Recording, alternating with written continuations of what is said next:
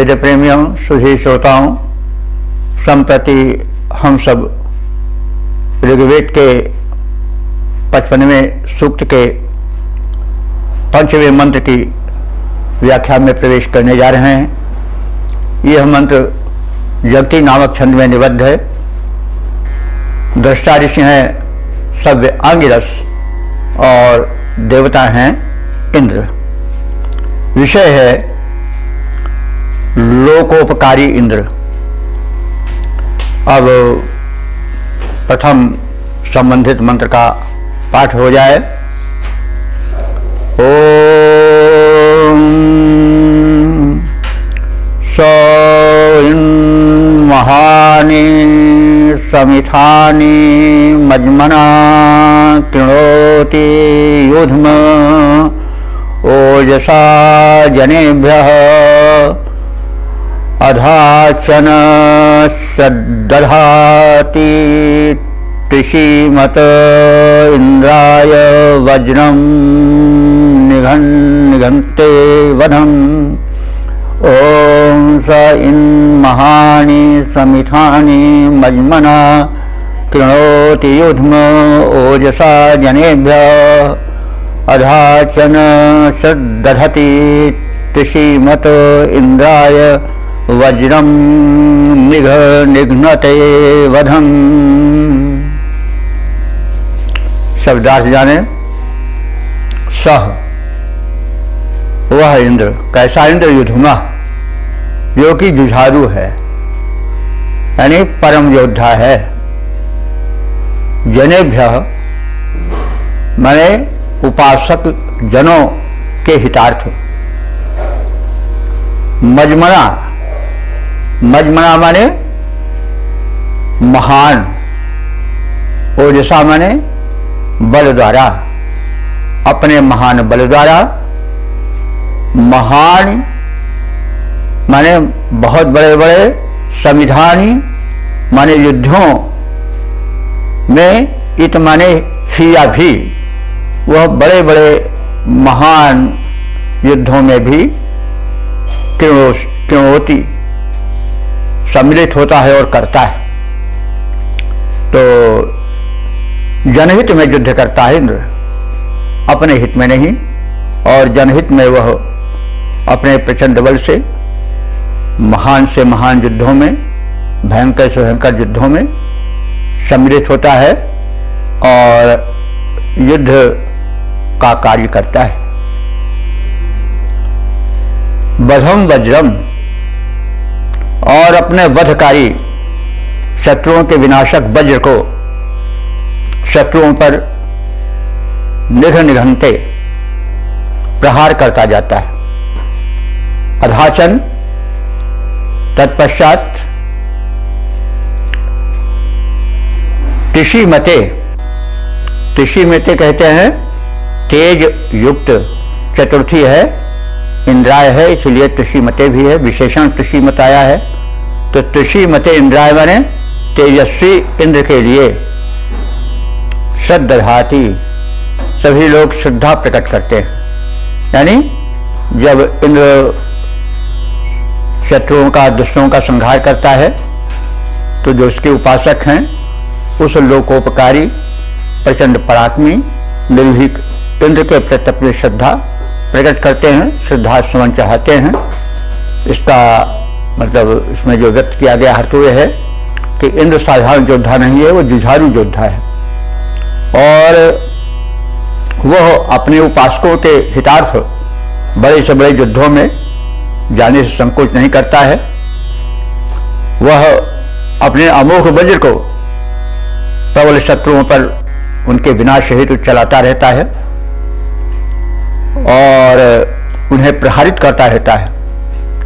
उसके इस पराक्रम को देख करके जो उसके उपासक हैं वे उस प्रचंड पराक्रमी तेजस्वी इंद्र पर श्रद्धा सुमन बरसाते हैं, उनका आदर करते हैं। सपाट अर्थ देख लें। इंद्र महान जुझारू वीर है, वह अपने उपासकों के हितार्थ अपने महान पराक्रम से बड़े बड़े युद्धों को करता रहता है। शत्रु हंता वज्र से वो शत्रुओं पर भीषण प्रहार करता रहता है।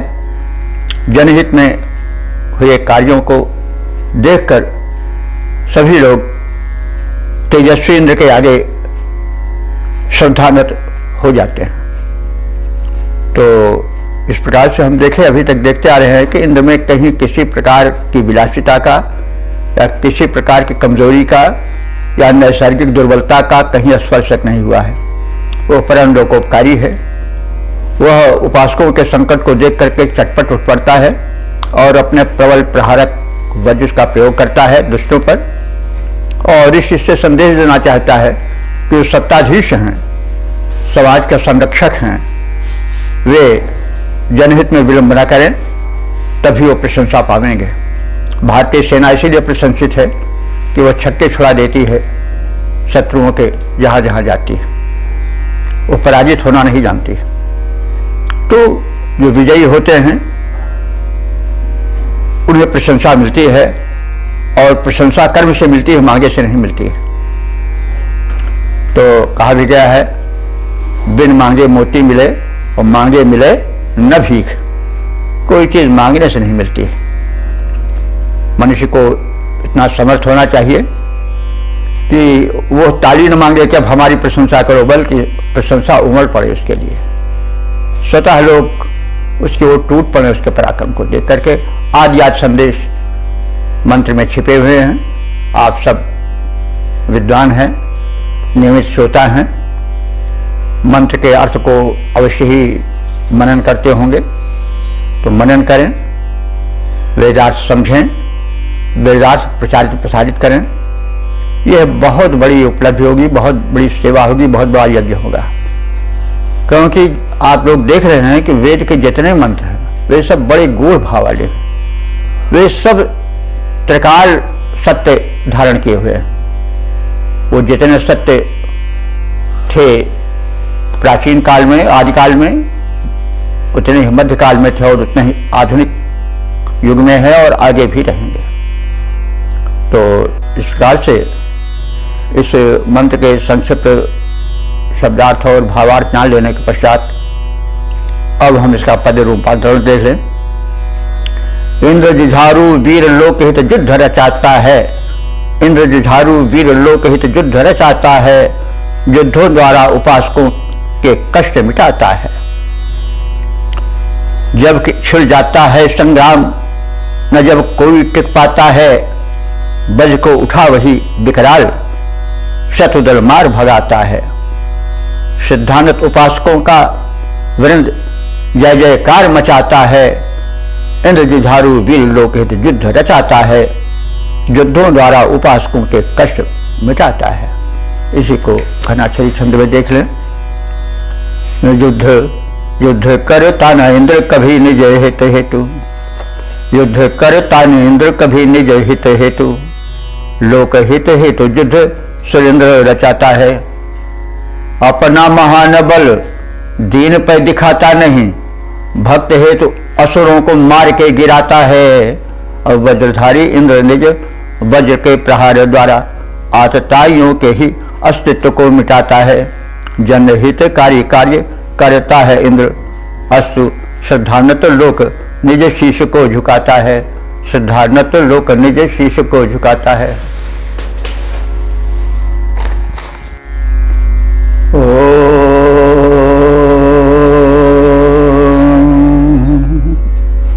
वेद प्रेमियों, सुधी श्रोताओं, संप्रति हम सब ऋग्वेद के प्रथम मंडल के 55वें सूक्त के छठे मंत्र की व्याख्या में प्रवेश करने जा रहे हैं।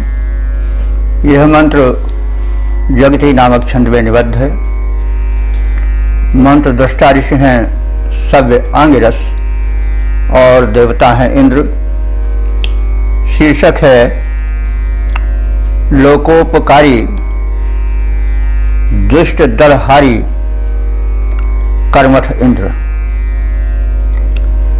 अब संबंधित भाव को समेटे हुए मंत्र का प्रथम पाठ हो जाए। ओम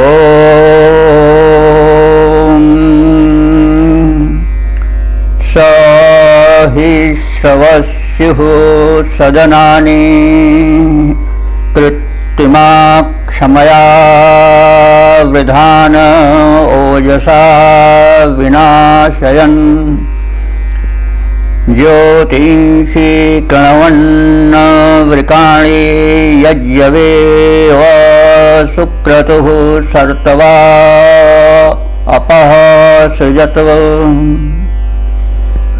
शब्दार्थ जाने। सही माने स माने वह कौन? पूर्वोक्त वर्णित इंद्र। ही माने निश्चय रूप से। ही शब्दार्थ भी चलता है, अव्यय है, संस्कृत में भी कहते हैं यही होना चाहिए। ही माने एक निश्चय बोधक अव्यय है। तो स ही वह पूर्वोक्त लोकोपकारी दुष्ट दल दमनकारी इंद्र शवस्यु। शवस्यु माने यश की इच्छा रखता है। शव कहते हैं यश को और शव कहते हैं अन्न को भी। तो अगर हम यश को लें तो इंद्र चाहता है कि उसके द्वारा शुभ कर्म, श्रेष्ठ कर्म, वीर कर्म होते रहें, दुष्ट का दल का दमन होता रहे, ताकि वो सर्वस्वी बने, यशस्वी बने। और अगर श्रव का अर्थ अन्न लें तो ठीक है, अन्न से, अन्न धन आदि से युक्त हो। उस समय का सबसे बड़ा धन अन्न था और गो था, यह हम सब जानते हैं।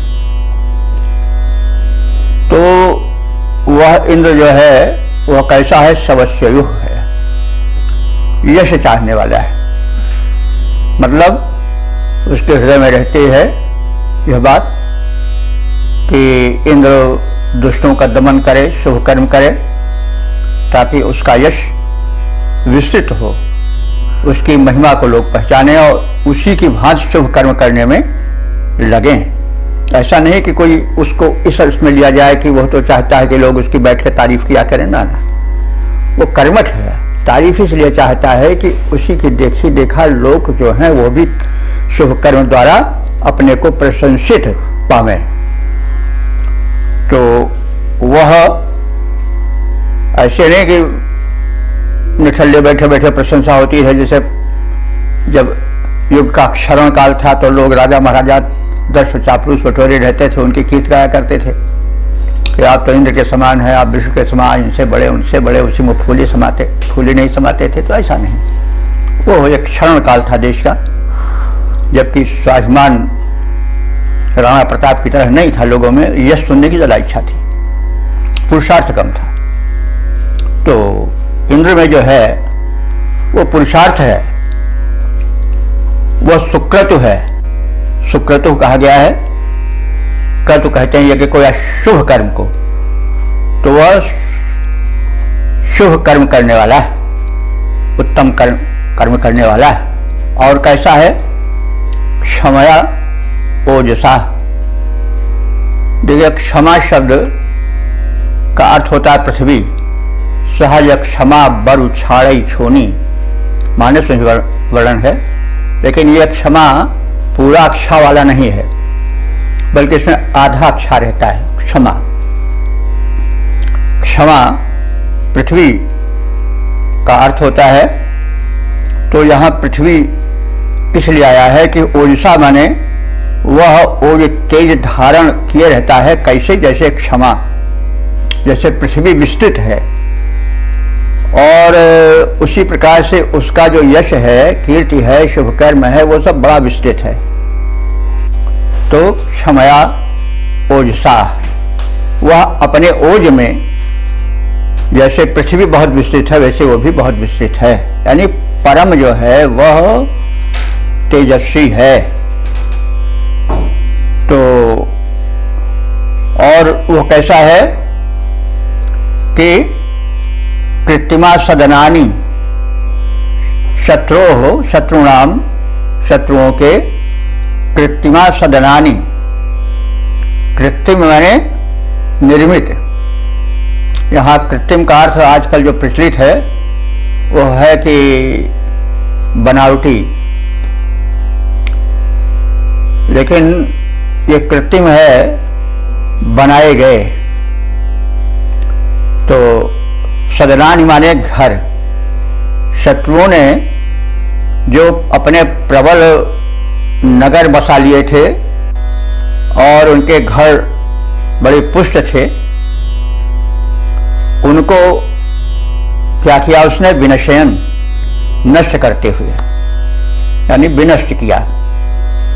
तो कृत्रिमा सदनानि शत्रुणाम कृत्रिमा सदनानि, शत्रुओं के निर्मित, बिल्ट, आर्टिफिशियल नहीं। कृत्रिम माने आर्टिफिशियल या बनावटी नहीं, कृत्रिम माने बिल्ट, बनाए गए, किए गए।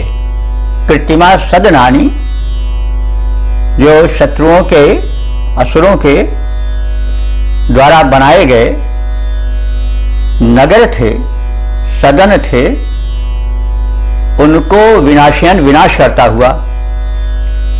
और इस प्रकार से विधाना, विधाना माने अपने बल को और अपनी कीर्ति को बढ़ाता हुआ, ज्योतिषिम अव्रकाणि कृण्वन, ज्योतिषिम माने या ज्योतिम, जो ज्योतियां थी, ज्योतियां कौन है? सूर्य हैं, चंद्र हैं, तारे हैं। तो आकाश में इन ज्योतियों को आसुरी शक्ति से युक्त वृत्तासुर ने ढक लिया था। फलस्वरूप धरती पर प्रकाश नहीं आ पा रहा था। तो ऊपर तो जो विशेषण दिए गए हैं वो इंद्र के सामर्थ्य के सूचक हैं, लेकिन उसने सामर्थ्य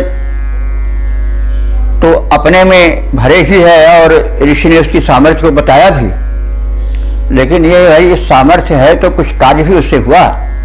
अब उसका उल्लेख आगे ऋषि कर रहा है कि इस प्रकार से वह इंद्र जो कि सत्कर्मों द्वारा कीर्ति का इच्छुक है और जो शुभ कर्म करता रहता है, जिसका वो ये तेज बल वैभव धरती की तरह विस्तृत है, और जो शत्रुओं के बनाए गए नगरों को ढहा देने वाला है, भवनों को ध्वस्त कर देने वाला है। और इस प्रकार से उसने अपने को विधाना हमारे बढ़ा लिया है बल में और कीर्ति में।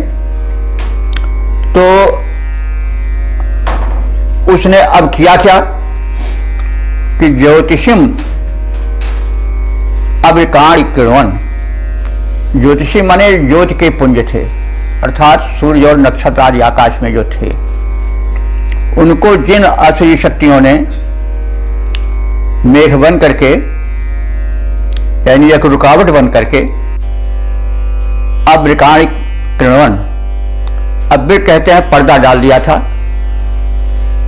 उनको ढक लिया था, और ढक करके धरती पर जो नक्षत्रादि सूर्यों के प्रकाश आते हैं उनको अवरुद्ध कर दिया था। तो इस अवरोध को इंद्र ने मिटाया। और किस लिए मिटाया? अपने लिए नहीं, यज्ञवे, यज्ञवे माने यज्ञ करने वाले यजमानों के लिए, यज्ञवे याज्ञिक यजमानों के लिए, लोक हित में किया उसने यह कार्य। और फिर क्या किया कि सर्तवे अपह, सर्तवे कहते हैं प्रवाहित होने के लिए, अपह माने जो मेघों में भरा जल था उसको धरती पर गिराने की स्थिति में कर दिया। जैसा पहले वर्णन होता आया है कि बादल भरे रहते हैं, जल बरसाते नहीं, बस गरजते हैं, तो उन केवल गरजने तरजने वाले और वृष्टि न करने वाले मेघों को दंड दिया इंद्र ने, उसके उदर को फाड़ डाला वज्रप्रहार से, विद्युत के, और उसमें भरे जल को लोकहितार्थ मुक्त कर दिया। तो वही कार्य यहाँ बताया गया है कि सर्तवे माने प्रवाह के लिए, अपह माने जलों को, तो प्रवाह शब्द यह बता रहा है कि थोड़ा जल नहीं बरसाया, इतना जल बरसाया कि वो प्रवाहित हो जाए, बह चले, और नदियों के माध्यम से दूर दूर तक, समुद्र तक वो बहता जाए।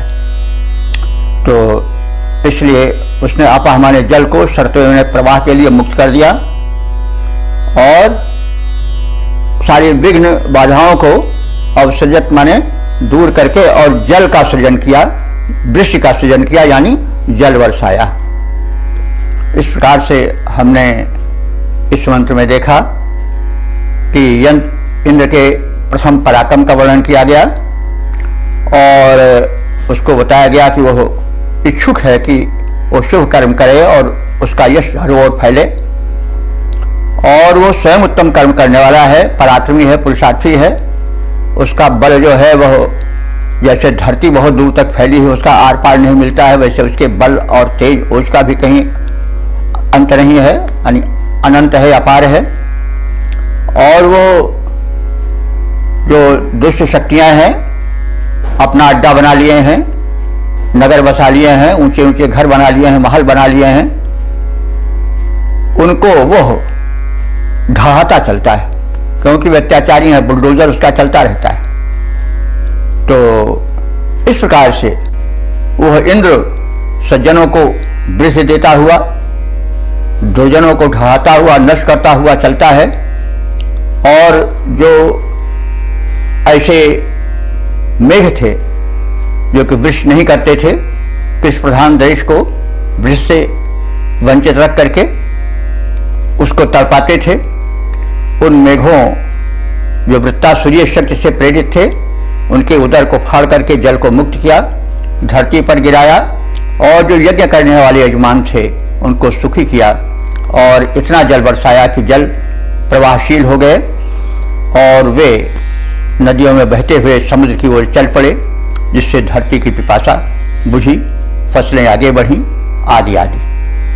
तो इसमें संदेश यह है कि इसी प्रकार से जो हमारे सत्ताधीश हैं, सम्राट हैं, राष्ट्राध्यक्ष हैं, जो कुछ हैं, जो सर्वोच्च शक्तियां हैं, वे अपने बल का वर्धन करें और शुभ कर्म करके अपनी कीर्ति फैलाएं, और जो अवरोधक शक्तियां हैं उनका दमन करें। इंद्र एक प्रभावशाली देवता है और दिव्य शक्तियों में सर्वोच्चम है, सम्राट पद पर स्थित है, देवेंद्र है। तो वो सब इसलिए करता है, ऋषि ने यह सब दिखाया और संदेश दिया कि हमारे जो सत्ताधीश हैं, राष्ट्राध्यक्ष हैं, वे भी इंद्र का अनुकरण करें, दुष्टों का दमन करें।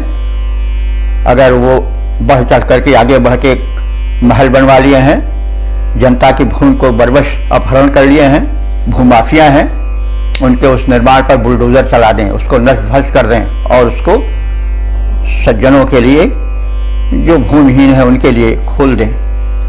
तो ये सब संदेश जो आज भी हो रहा है और होना चाहिए और आगे भी होगा और होना चाहिए, उन सब का पथ प्रशस्त कर दिया, संकेतित कर दिया मंत्र में ऋषि ने। इस प्रकार से वेद की उपयोगिता को देखें कि हमारे ऋषि कालदर्शी थे, उनका जो संदेश है कितना सटीक है और किस प्रकार से वो अपनाने योग्य है। तो आदि आदि बातें हम मनन करते रहें मंत्र के माध्यम से और सुनते और सुनाते रहें। तो इसका छंदोबद्ध रूप देख लें कि इंद्र चाहते वे शुभ कर्म करें, यश पाएं। इंद्र चाहते वे शुभ कर्म करें, यश पाएं। शक्ति को बढ़ाएं, दुष्ट दल को मिटाते जाएं। इसी भावना से भरे शत्रु के विशालपुर, नष्ट कर डालें, सुख शांति लोक मध्य लाएं। वृत्तासुर ने ढके थे रवि आदि तारागण, छाए मेघ आवरण को हटा प्रकाश लाए। याज्ञ के उपासकों को वृषि जल दान दिए, जल का प्रवाह मुक्ति कर सुख बरसाए। ओम वेद प्रेमियों, सुधी श्रोताओं, संप्रति हम सब ऋग्वेद के प्रथम मंडल के 55वें सूक्त के 7वें मंत्र की व्याख्या में प्रवेश करने जा रहे हैं। यह मंत्र जगती नामक छंद में निबद्ध है। मंत्र दृष्टा ऋषि हैं सव्य आंगिरस और देवता हैं इंद्र। शीर्षक है अदम्य दानी इंद्र हमारे यज्ञों में आए। अब संबंधित मंत्र का पाठ हो जाए। ओम दानाय मनः सोम पावन्नस्तु तेरवांचा हरि वंदन सुधाकृधि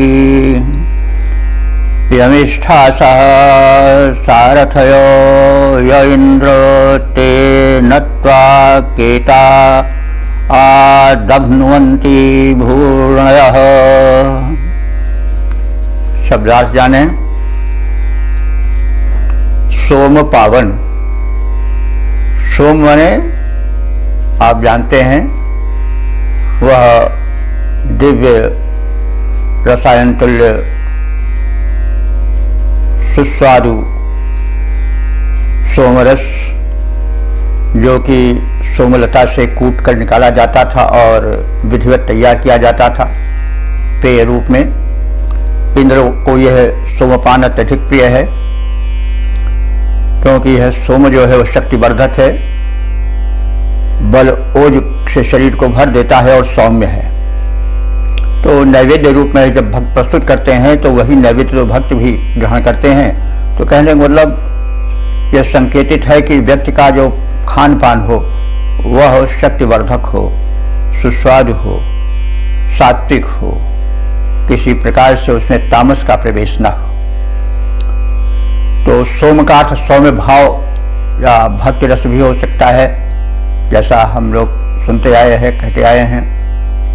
तो दोनों को हम जोड़ करके अर्थ कर सकते हैं।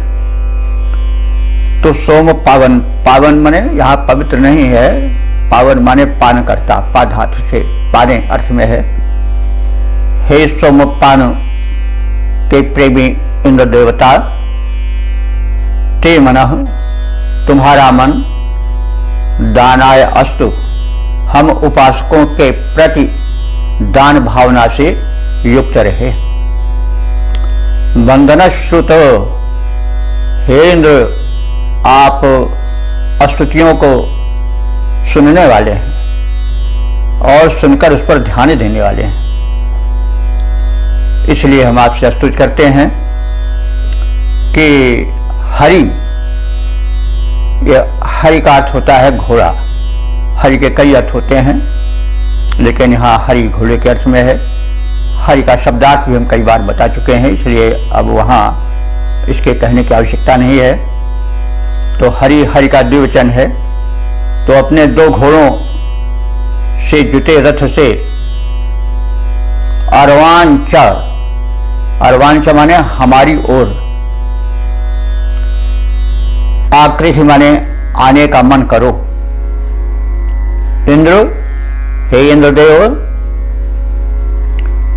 ये ते सारथ है, ये माने जो, ते माने तुम्हारे, सारथ है हमारे सारथी लोग हैं। वे यमिष्ठासः, यमिष्ठासः माने नियंत्रक हैं, कैसे रथ चलाया जाए, कैसे उसको सन्मार्ग पर लाया जाए आदि में चतुर हैं। हम चाहें तो उसको शरीर से भी जोड़ सकते हैं कि जो इंद्रियां हैं वे घोड़े हैं, वे नियंत्रित हैं और किस ओर उन्हें मोड़ा जाए, ये शरीर रूपी रथ किस ओर चले, इसको वे विधिवत जानते हैं, यानी वे सन्मार्ग प्रेरक हैं। तो आत्मानम रथनम विद्ध शरीरम रथमेव च, इससे भी जोड़ा जा सकता है।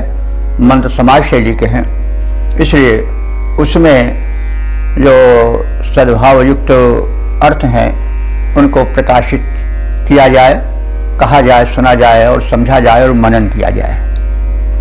तो इस प्रकार से हे इंद्र, इंद्र को हम कई बार कह चुके हैं कि शुद्ध साहित्य में वो आत्मा बोधक भी है, प्राण बोधक भी है और सूर्यबोधक भी है। इंद्र के व्यापक अर्थ हैं।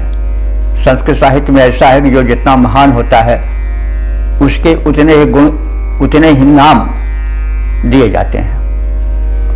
तो इंद्र को देखा जाए शब्दकोश में तो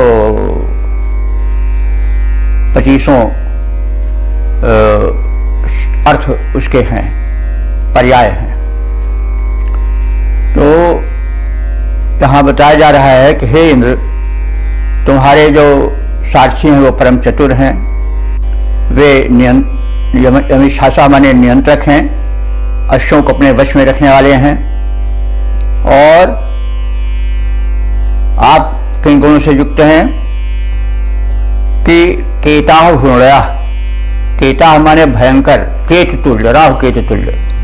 जो भूणया है माने शत्रु है, भूणया बहुवचन, जो बड़े भयंकर शत्रु हैं, तो न आदभ्नुवन्ति, वे तुझे दमित नहीं कर सकते हैं। दमनु वही दमन करना। तो ते शत्रुवः, तुम्हें वे तुम्हारे शत्रु हैं, न आदभ्नुवन्ति, तुम्हारा दमन करने में सक्षम नहीं है, तुम्हें दबा नहीं सकते हैं। तुम इतने सक्षम हो, तुम्हारे सारथी इतने सक्षम हैं, तुम्हारे अश्व इतने सक्षम हैं कि जब तुम हमारे यज्ञ कर्म में, शुभ कर्म में सम्मिलित होने आओगे तो कोई तुम्हारी राह रोक नहीं सकता है। तो इस प्रकार से आप हमारे शुभ कर्म रूपी यज्ञ में आओ, शोभा बढ़ाओ, हमारे मन को सत्कर्मों की ओर लगाओ। तुम शक्तिमान हो, हम भी शक्तिमान बनते जाएं। तो इस प्रकार से यह इस मंत्र में यह कहा गया है। इंद्र को सौम्य रस विशेष प्रिय है, वो सौम्य भक्ति रस का प्रेमी है, और इंद्र का मन सदैव प्रदान में रहता है, आदान में नहीं। वो सदैव दान में तत्पर रहता है। और ऐसा इंद्र, ऐसे वो परम शक्तिमान हमारे यज्ञ में आवें, शुभ कर्म में आवें, शोभा बढ़ाएं, हम लोगों का उत्साह बढ़ावें, और इस कार्य में आने से उन्हें कोई रोक नहीं सकता है, क्योंकि उनके रथ को लाने वाले उस जो सारथी हैं वो बड़े निपुण हैं, जो अश्व हैं वो बड़े सधे हुए और शक्तिशाली हैं, और स्वयं इंद्र में इतना बल है कि विरुद्ध लोग या विरोधी शक्तियां उसे रोक नहीं सकती हैं। तो इंद्र आए, हमारी यज्ञ की शोभा बढ़ाएं, हमें शुभ कर्म में लगाएं, और हमें हमारे अभीष्ट को प्रदान करें। तो इसका सपाट अर्थ भी देख लें। हे सोमपाई इंद्र, तुम्हारा मन उपासकों को दान देने हेतु समुद्यत रहता है और समुद्यत बना रहे। हे स्तुतियों से प्रसन्न होने वाले परम देवता, अपने अश्वों को हमारे यज्ञ की ओर अभिमुख करो, मोड़ो। तुम्हारे सारथी अश्वों के नियंत्रण में दक्ष हैं, तेरे भयंकर शत्रु भी तुझे दबा नहीं सकते हैं। इस प्रकार से आपका पथ जो है वो प्रशस्त है, मंगलमय है, शत्रु बाधाहीन है, क्योंकि तुम परम पराक्रमी हो, तुम्हारे साधन भी बड़े ही दुरुस्त हैं। इसमें ये शासकों प्रशासकों को, सत्ताधीशों को संदेश दिया गया है कि वे सदैव जन कर्म में सम्मिलित हों, जहाँ शुभ कर्म हो रहे हैं वहाँ जाएं, शुभ कर्मियों के मन को बढ़ाएं, और वे इतने शक्ति संपन्न हैं और शक्ति संपन्न बने रहें कि उन्हें बाधक शक्तियाँ और उद्धक शक्तियाँ कभी रोक न सकें। तो इसको हम पद रूपांतरण रूप में इस प्रकार से दे सकते हैं। हे इंद्र, भक्ति के सोमपान से तुम प्रसन्न हो जाते हो, वंदन अभिनंदन को पाकर आनंद अत्यधिक पाते हो।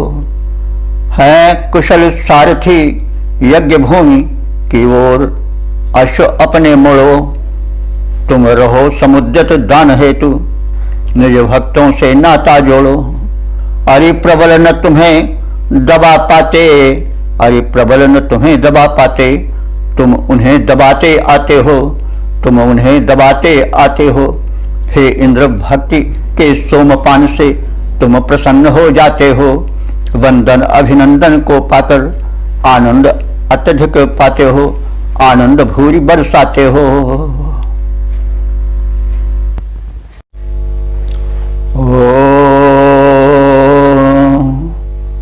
वेद प्रेमियों, सुधी श्रोताओं, संप्रति हम सब ऋग्वेद के प्रथम मंडल के 55वें सूक्त के 8वें मंत्र की व्याख्या में प्रवेश करने जा रहे हैं। यह मंत्र इस सूक्त के समापन वाला मंत्र है। इसके मंत्र दृष्टा ऋषि हैं सव्य आंगिरस, छंद है जगति और देवता है इंद्र। शीर्षक है कर्मठ इंद्र। अब संबंधित मंत्र का पाठ हो जाए। अप्रक्षितम वसु विहर्षे हस्तयोर्षाढहं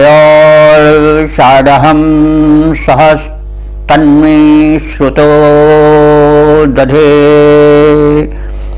आवृतासो वतासो न कर्तभिस्तनूषु ते क्रतव इंद्र भूरयः। शब्दार्थ जाने।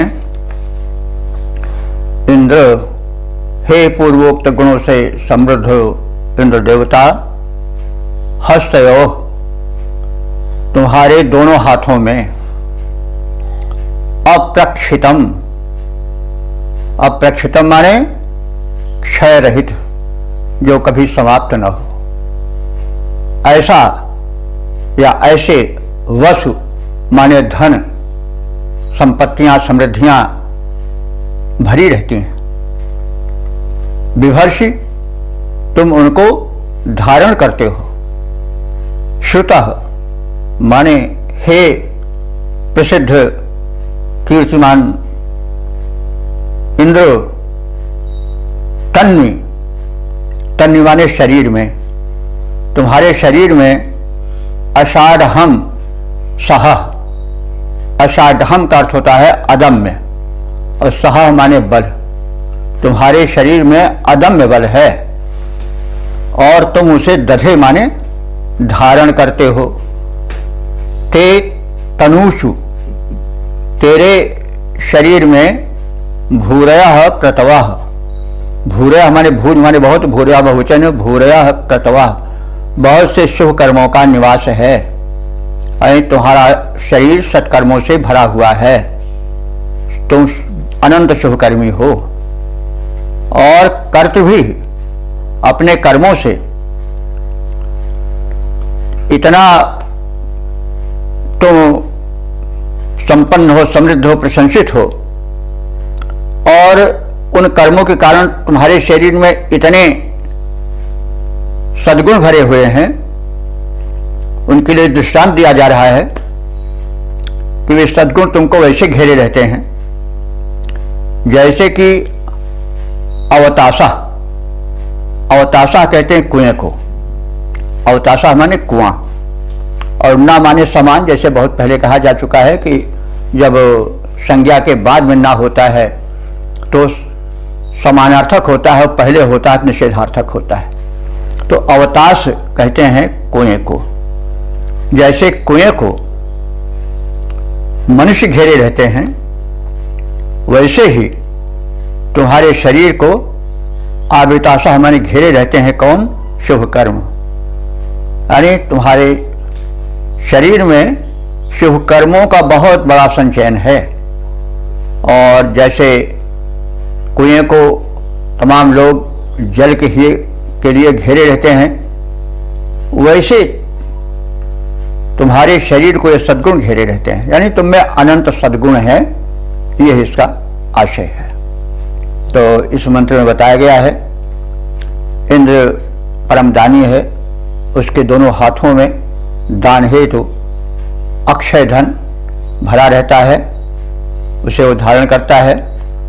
उसके शरीर में अदम्य बल है और उसके शरीर में भांति भांति के सत्कर्म भरे रहते हैं। वो सत्कर्मी है, उसके लिए दृष्टांत दिया गया है कि जैसे कुएं को घेरे रहते हैं लोग जलार्थ, उसी तरह से सद्गुणों की भी संचयन तुम्हारे शरीर में रहता है, यानी तुम अनंत गुणों की खान हो। तो इसे हम सपाट अर्थ रूप में भी देख लें। हे इंद्रदेव, तुम अपने दोनों हाथों में अक्षय धन वैभव धारण किए रहते हो। तुम यशस्वी हो, अपने शरीर में अदम्य बल धारण करते रहते हो।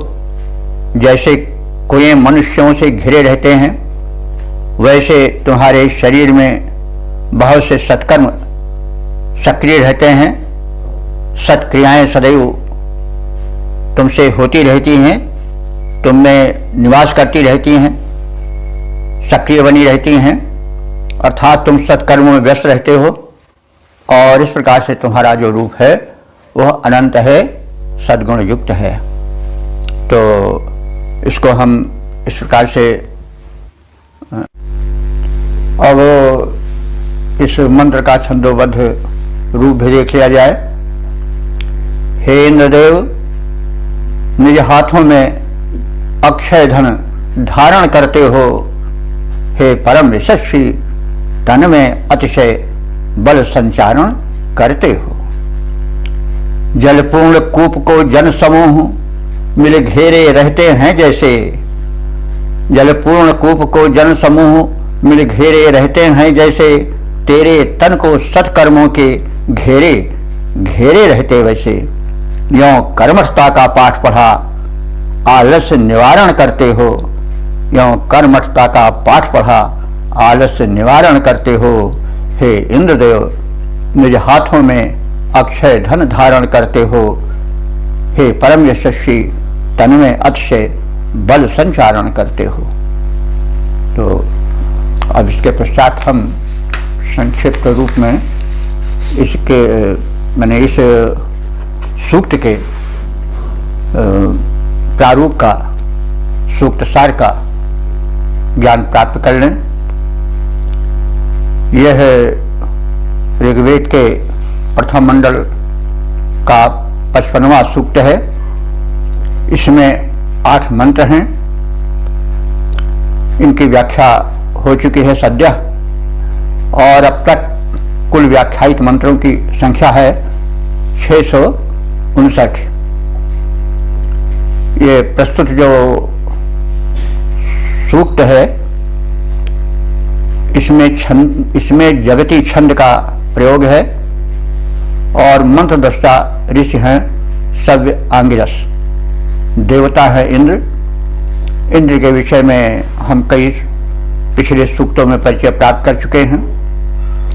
तो इस सूक्त में इंद्र के जो वैशिष्ट्य गिनाए गए हैं उसका हम मंत्रक्रम से दर्शन कर लें। इस सूक्त के प्रथम मंत्र में इंद्र का बल लोकार्थ समर्पित रहता है, इसका वर्णन है। दूसरे मंत्र में इंद्र के अतुल बलवीर्य का कथन है। तीसरे मंत्र में लोक हितैषी जननायक इंद्र का चित्रण है। पांचवें मंत्र में सर्वपूज्य इंद्र का वर्णन है। पांचवें मंत्र में लोक रक्षक इंद्र का प्रारूप प्रस्तुत किया गया है। छठवें मंत्र में दुष्ट दल विदारक इंद्र का चित्र खींचा गया है। सातवें मंत्र में अदम्य और दानी इंद्र का यज्ञ में आवाहन का प्रस्तुतिकरण है। और 8वें मंत्र में कर्मठ ऐश्वर्यवान सद्गुण संपन्न इंद्र का प्रारूप प्रस्तुत किया गया है। इस प्रकार से हमने इस ऋग्वेद के प्रथम मंडल के 55वें सूक्त के विषय में ज्ञान प्राप्त किया। अब अगले एपिसोड में जो है हम लोग 56वें सूक्त की व्याख्या में प्रवेश करेंगे। इति